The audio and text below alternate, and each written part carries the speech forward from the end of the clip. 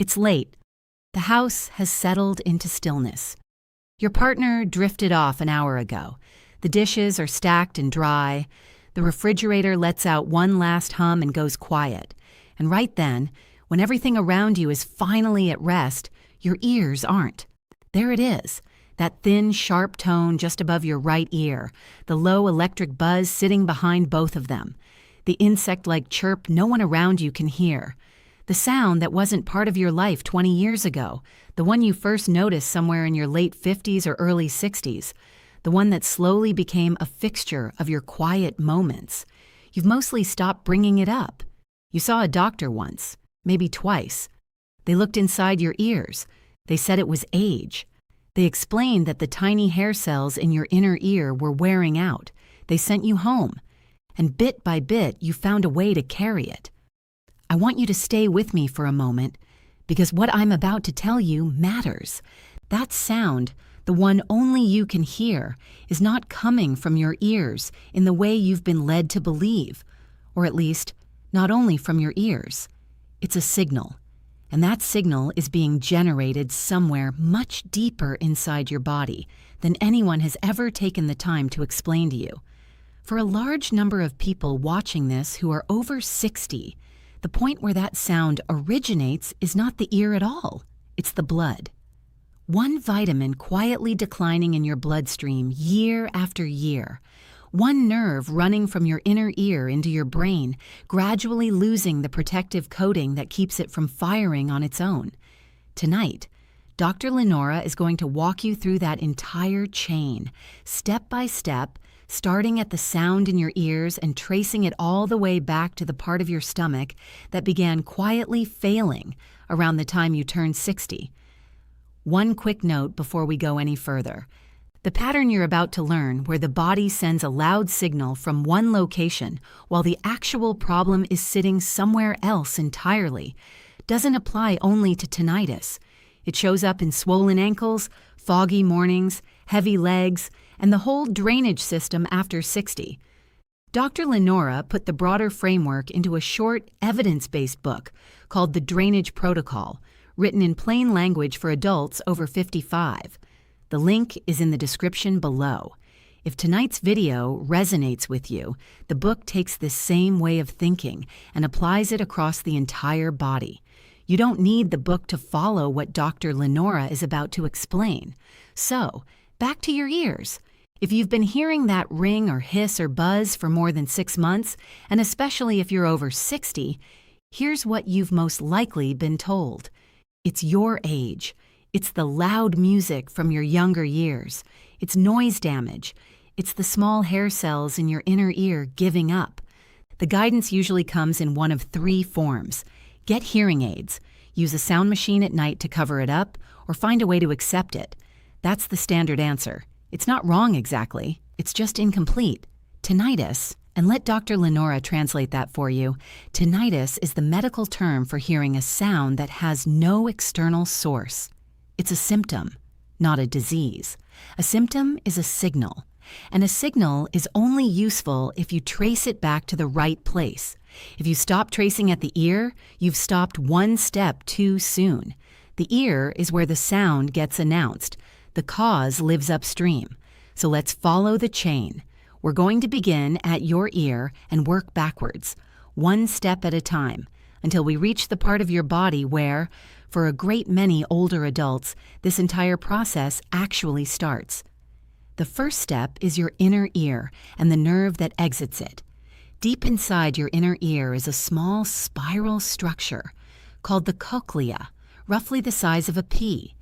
Inside that spiral sit tiny hair-shaped cells that vibrate when sound waves pass through them.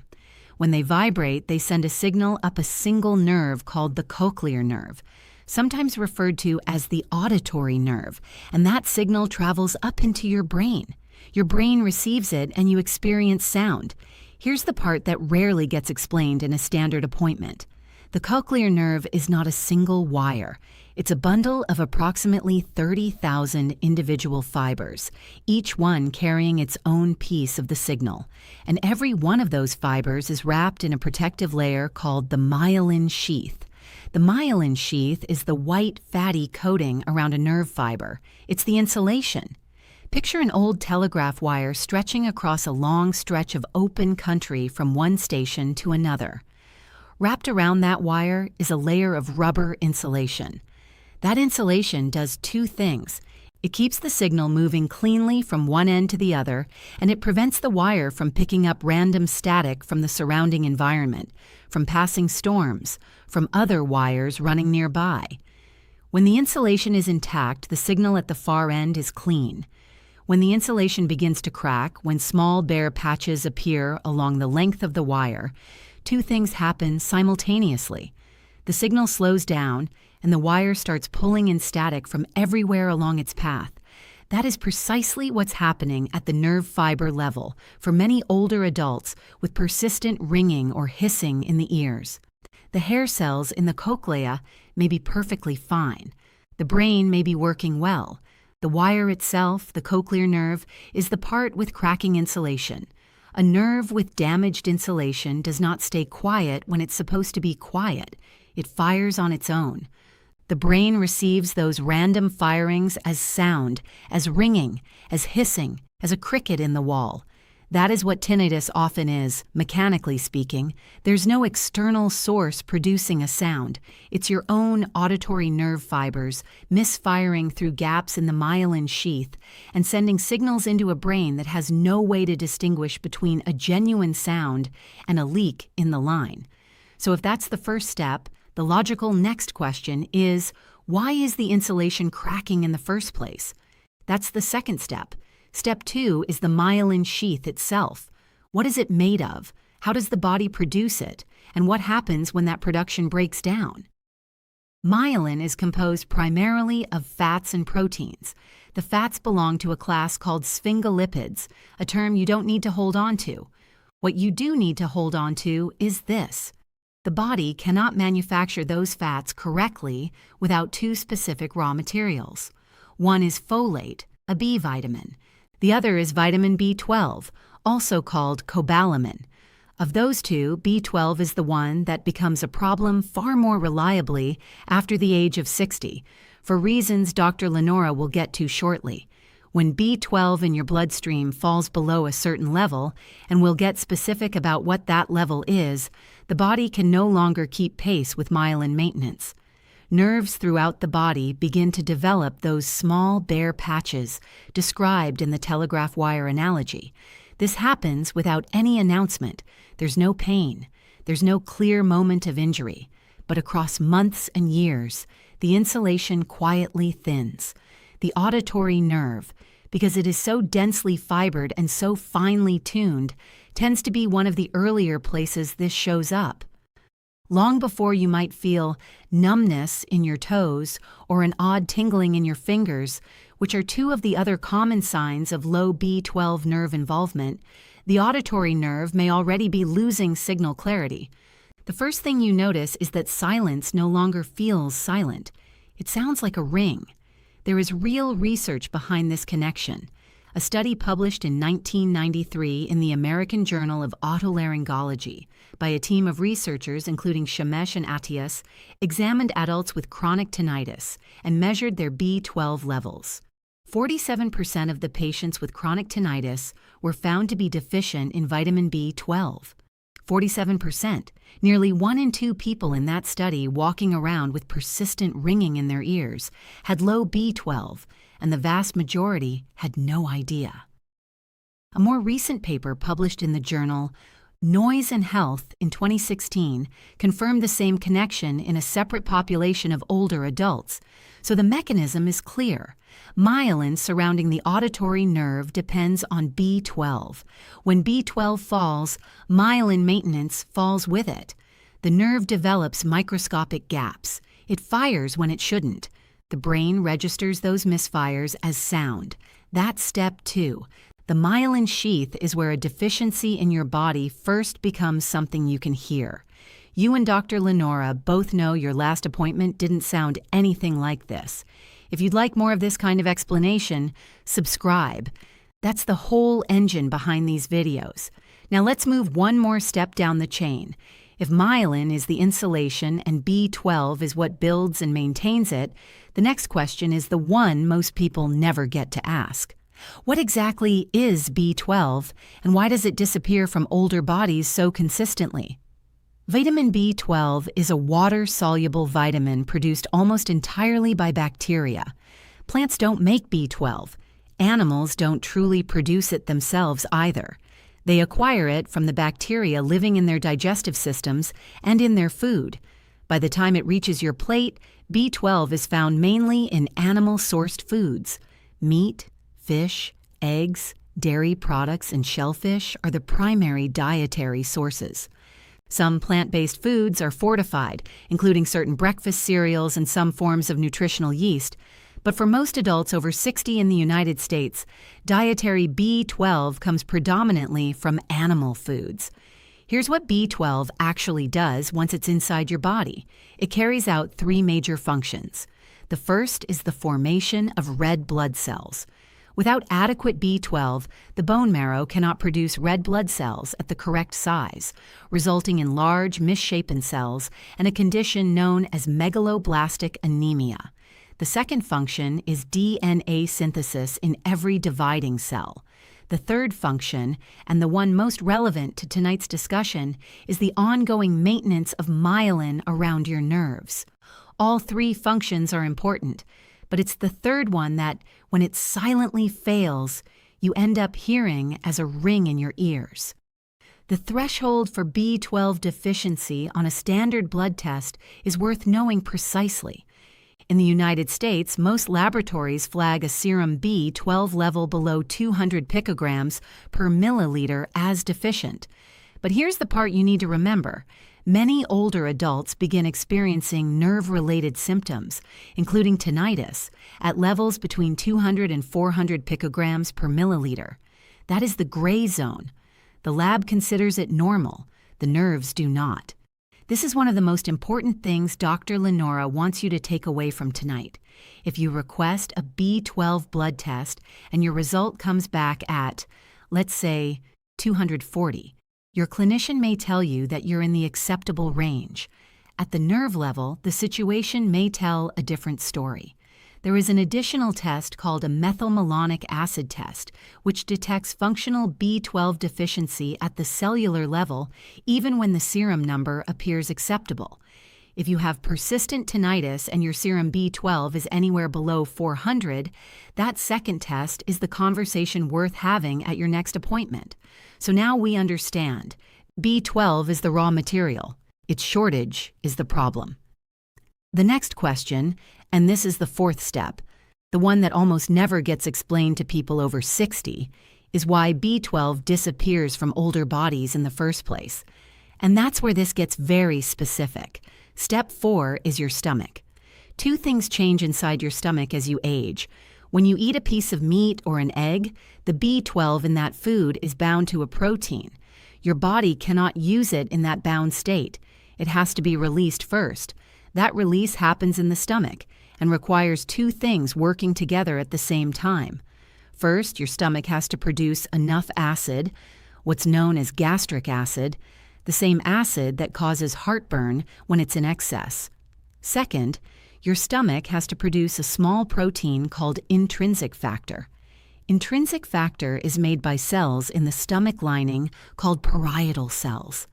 Its sole purpose is to grab the free B12 once the acid has released it from the food protein and carry it all the way to a specific section of the small intestine, called the ileum, where it gets absorbed into the bloodstream. Think of it as a relay race with two batons. The first baton is stomach acid, which unwraps the B12 from its protein casing. The second baton is intrinsic factor, the carrier that delivers the freed B12 to the absorption point at the far end of the small intestine. If either baton is dropped, the relay doesn't finish. The B12 passes straight through the digestive tract and exits the body unused, no matter how much was eaten. Here is what happens to that relay race after 60. A condition called atrophic gastritis becomes increasingly common with age. Atrophic gastritis, translated plainly, means the lining of the stomach has thinned and lost a portion of its functional cells. It affects an estimated 20 to 30% of adults over 60 in the United States. That number climbs with each passing decade. By the age of 70, it affects closer to 1 in 3 adults. When atrophic gastritis develops, both batons shrink simultaneously. Stomach acid production falls. Intrinsic factor production falls. So even an older adult eating a diet rich in B12, meat at lunch, eggs at breakfast, fish on the weekend, can be running a quiet deficit. The food delivers the vitamin just fine. The stomach can't release it. The carrier can't transport it. The vitamin passes out of the body unabsorbed. Blood levels drop slowly year by year. The myelin around the auditory nerve thins. The fibers begin to misfire. And one quiet evening in your 60s, you start hearing a ring that was never there before. There's one more element to this part of the chain that Dr. Lenora doesn't want you to miss. Several common medications that older adults take every day make this absorption problem noticeably worse. Acid-suppressing medications, often called proton pump inhibitors, with names ending in the syllable prazole, directly reduce stomach acid output. They're routinely prescribed for heartburn, acid reflux, and ulcer prevention. A second class, known as H2 blockers, works through a similar mechanism. And metformin, one of the most widely prescribed medications for type 2 diabetes, also reduces B12 absorption through a separate mechanism in the small intestine.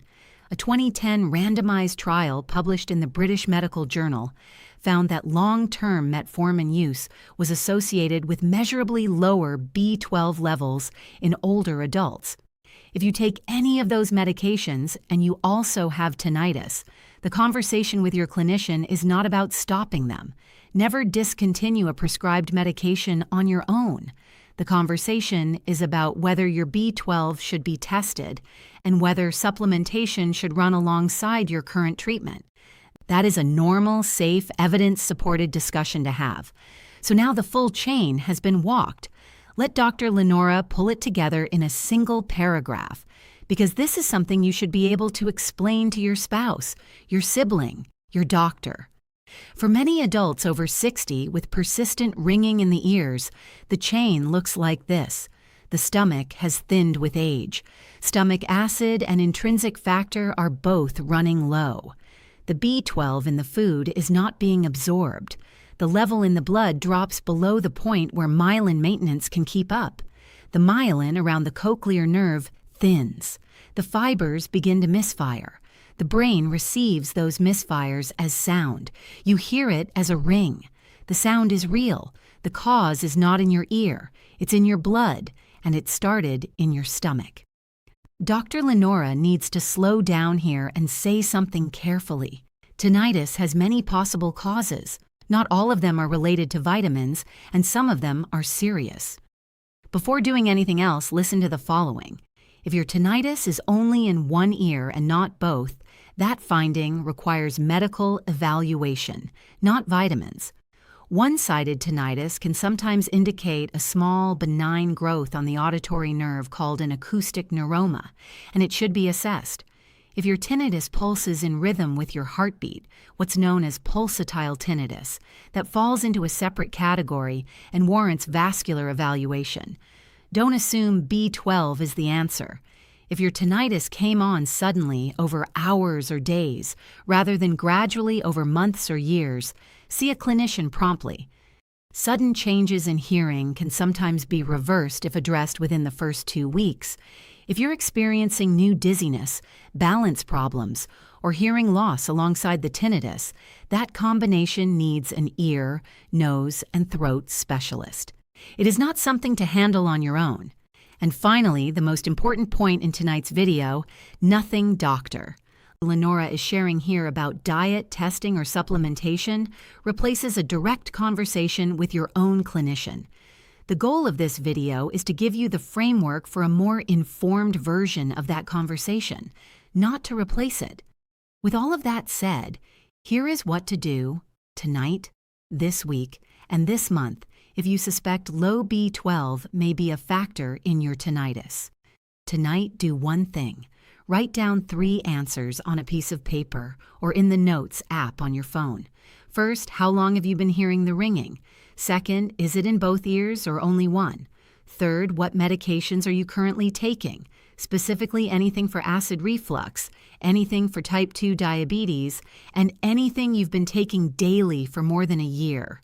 Bring that piece of paper to your next clinical appointment. That one step alone will make the conversation significantly more productive. This week, take an honest look at 3 things in your diet. First, are you eating any animal-sourced foods on a regular basis? Meat, fish, eggs, or dairy? If the honest answer is rarely, then dietary B12 is likely contributing.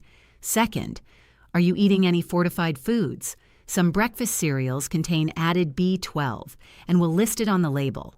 Third, if you're vegetarian or vegan and over 60, you fall into a higher risk category, and supplementation is almost certainly worth discussing with your clinician.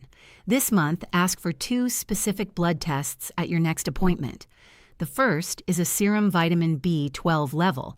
The second is a methylmalonic acid test, the one mentioned earlier that catches functional deficiency even when the serum number appears normal. If your clinician asks why, you can say, I have persistent tinnitus. I'm over 60, and I want to rule out a functional B12 deficiency before concluding it's purely age-related. That is a reasonable, well-supported request. If your B12 comes back low, below 200, supplementation is standard care, and your clinician will guide the form. For most older adults with low B12 and intact absorption, high-dose oral cyanocobalamin or methylcobalamin tablets are effective. For those with severe atrophic gastritis or pernicious anemia, injections may be necessary because the stomach can no longer perform the unwrapping step. If your B12 comes back in the gray zone between 200 and 400, that's exactly where the methylmalonic acid test becomes valuable. If methylmalonic acid is elevated, your body is functionally deficient even though the serum number looks acceptable, and supplementation becomes a reasonable next step. In the meantime, and this is something you can begin tomorrow morning regardless of test results, take a careful look at where B12 appears in your weekly eating. 2 whole eggs at breakfast several times a week provide roughly 1.5 micrograms of B12 each. A 3-ounce serving of beef or lamb delivers between 2 and 3 micrograms. A 3-ounce serving of salmon or tuna delivers between 2 and 5 micrograms. Plain yogurt provides around 1 microgram per cup. The recommended daily intake for adults over 50 is 2.4 micrograms. But for older adults dealing with absorption issues, the effective amount needed may be considerably higher, which is exactly why clinician-guided supplementation often becomes part of the picture. If low B12 is contributing to your tinnitus, here is an honest timeline of what tends to improve and what doesn't. In the first 2 to 4 weeks of restoring B12 levels, most people notice no change in the sound at all. That's completely expected. The myelin sheath is being repaired, but that repair takes time. The body has to reconstruct new fatty layers around thousands of nerve fibers. There is no overnight fix here. Between 4 and 12 weeks, some people begin to notice the sound becoming quieter, less persistent, or easier to tune out. Not everyone. In the studies referenced earlier, when B12 was supplemented in deficient individuals, a portion of them, not all, showed measurable improvement in tinnitus loudness by the 3-month mark. Between 3 and 6 months, the picture becomes clearer. People whose tinnitus was driven primarily by B12-related demyelination tend to experience lasting reduction in the sound. People whose tinnitus had other causes layered on top, prior noise damage, other nerve issues, blood pressure changes, tend to see partial improvement at best. What does not reverse, even with complete B12 restoration, is damage from other sources. Decades of loud noise exposure cannot be undone. The hair cells in the cochlea cannot be regrown. If nerve damage has other contributing causes, B12 alone will not undo it. That's why the tinnitus picture in any one person is almost always layered, and why the B12 connection is one important link in the chain rather than the entire answer. but it's a link that can be identified and often addressed with 2 blood tests and a conversation. That's not a small thing. Before we close, Dr. Lenora wants you to do one thing in the comments below. Tell her how old you are. Are you in your 60s? Your 70s? Your 80s? The mechanisms just described shift slightly with each decade. Atrophic gastritis is more prevalent in the 70s than the 60s. Medication overlap changes, dietary patterns change. The more Dr. Lenora knows about who is watching, the more precisely the next explanation can be shaped. Drop your decade in the comments, and while you're there, mention whether the ringing began within the last year or further back than that. That sound in your ears, the one only you can hear, is a signal. It isn't random, and it isn't simply age. It's your auditory nerve communicating in the only language it has that something upstream, possibly in your blood, possibly starting in your stomach, has slipped below what it needs. Now you know the chain. Now you know what to ask for.